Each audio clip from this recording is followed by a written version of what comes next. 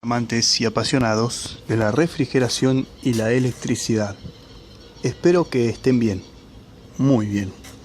Este video breve es por llamarlo de alguna manera, una extensión del video 3 fallas comunes en compresores. Y una de las fallas más comunes es lo que estamos viendo en la imagen: retorno de refrigerante en estado líquido al compresor. El retorno de refrigerante en estado líquido al compresor es una de las principales fallas que tienen y por los que terminan rompiéndose. Acá yo puse un termómetro, ven, una sonda para medir la cañería de descarga del compresor. Ven, tienen descarga o alta y succión o baja. Yo solamente estoy midiendo la cañería de descarga para que tomen dimensión de la temperatura de trabajo exterior de la descarga, 52 grados. Hoy es un día frío, Tengamos en cuenta que acá es un día frío. Hay días de calor donde la temperatura puede llegar hasta los 80 grados. Y si les parece exagerado, recuerden que en algunas capacitaciones los fabricantes me han dicho que las bobinas tienen una aislación, un esmalte de alta calidad que soporta hasta 120, 180 grados. He ido a 3 capacitaciones de fabricantes de compresores, modestia aparte, y los 3 coinciden en que están preparados para trabajar a altas temperaturas. ¿Por qué el retorno de refrigerante en estado líquido es peligroso?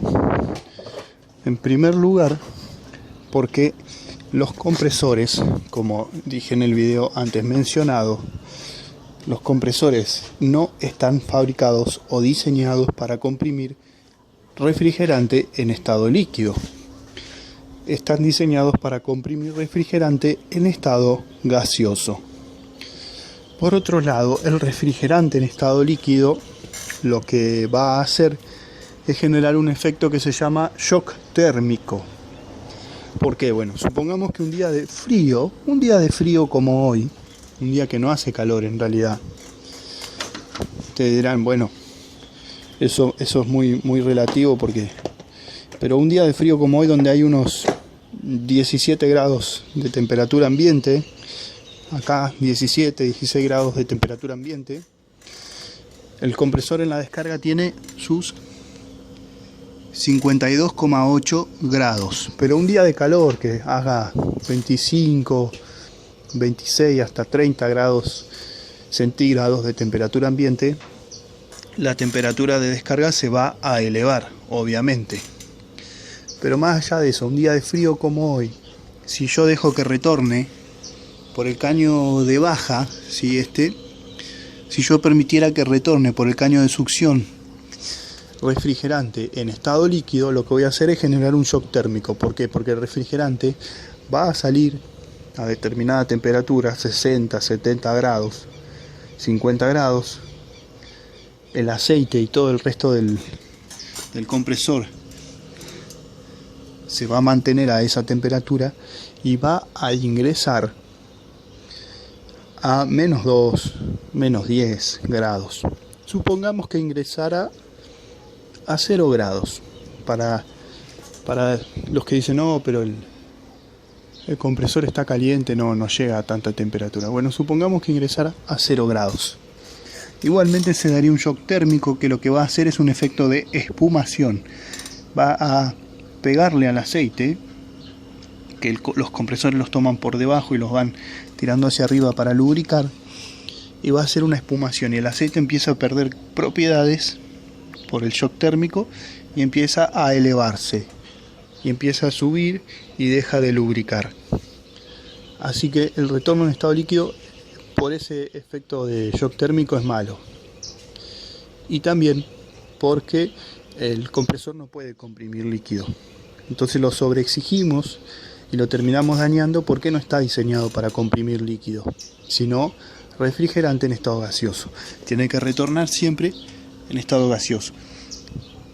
¿Qué pasa? Como no siempre se carga por peso, La mayoría carga por consumo, le van midiendo el consumo al compresor con una pinza amperométrica, por ejemplo, y por presión con los manómetros. Corremos riesgo de que quede pasado de carga, que tenga demasiada carga de refrigerante, y ahí puede retornar líquido. Y en otros casos también es conveniente, como estamos viendo aquí, agregar un acumulador de succión extra para evitar el retorno de líquido. Recordemos que la carga ideal es por peso. Así que el retorno de líquido al compresor es una de las principales fallas que terminan dañando los compresores. Quería aprovechar a mostrarles que la temperatura ambiente 29 grados de temperatura ambiente. Tenemos en el caño de descarga, recién lo enchufé, tenemos 52 grados. Si la temperatura varía, yo les voy a anexar una foto mostrándoles hasta dónde me llevo el pico de temperatura de marcha. Yo creo que la temperatura va a ir aumentando porque recién enchufé el freezer. ¿Sí? Estoy midiendo temperatura de cañería de descarga y estoy midiendo la temperatura del gabinete. Recién llegó a menos 8,4, pero ahí lo estoy tapando del sol. Pero como recién lo enchufé, esto va a llegar a menos 20, menos 25 grados. Ya lo estuve probando y enfría mucho. Pero para mostrarles el tema del video que les dije del shock térmico, para que tengan una idea de la temperatura que está trabajando internamente el compresor y el aceite y las bobinas y todo lo demás. Así que si la temperatura aumenta aquí, yo les estaría editando con una imagen con la temperatura máxima que me llegó en un día de 29 grados centígrados o Celsius de ambiente.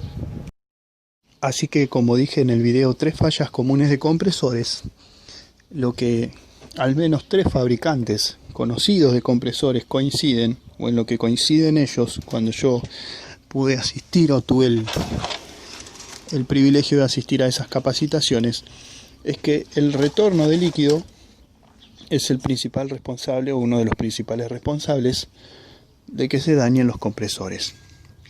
¿Sí?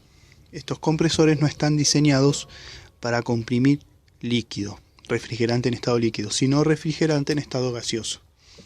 Ninguno de los compresores están diseñados para líquido. Por otro lado, vuelvo a repetir para que quede claro, toman o tienen la succión de aceite por debajo, ¿sí? Esto iría debajo, en la parte de abajo del compresor, y el aceite se almacena abajo. Entonces, ¿qué va a hacer? Bueno, el refrigerante en estado líquido choca contra el aceite caliente y forma lo que se llama shock térmico y espumación, y el aceite se empieza a elevar, y ahora la parte de succión de aceite, al estar en forma de espuma y elevarse, no lo puede tomar, y esta es una de las causas por las que ya no lubrica la parte mecánica, se pone pesado y termina quemando las bobinas o termina dañando la parte mecánica. Pero normalmente antes que pase eso ya termina dañando las bobinas del estator. Así que el retorno de líquido al compresor es una de las principales fallas. Y por otro lado, como no puede comprimir líquido, también se sobrefuerza la parte mecánica y termina quemando las bobinas. Recordemos que estos compresores son de velocidad, están preparados para velocidad, no para fuerza, para generar una fuerza extrema. Y donde esto se ponga pesado o se clave, me va a quemar las bobinas. Tal vez uno dice, bueno, pero tiene el protector térmico. Sí, el protector térmico está, pero aún así se queman. ¿Se entendió? Así que no por eso voy a dejar que retorne líquido. Espero que les haya gustado el video. Cualquier duda, sugerencia o consulta que quieren que haga, me lo dejan en los comentarios. Y ya para el próximo video, si Dios permite, estaré subiendo la parte 2 de neveras o heladeras no frost, que tiene que ver con el timer, cómo instalar el timer. Gracias a todos, gracias totales.